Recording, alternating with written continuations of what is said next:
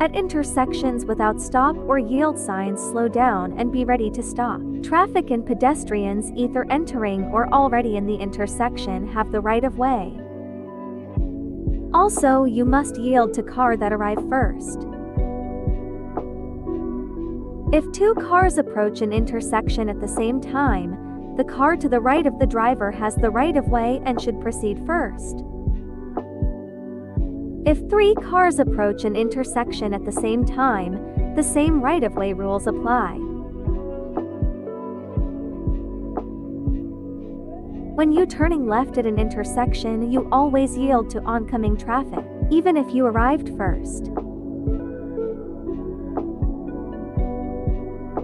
Both cars intend to turn left. Since their paths do not cross, they can make their turns without yielding to each other. Remember, even if you have the right of way, you should never assume that other drivers will yield, so you should use common sense. Be courteous and try to anticipate the other driver's actions before attempting to proceed first.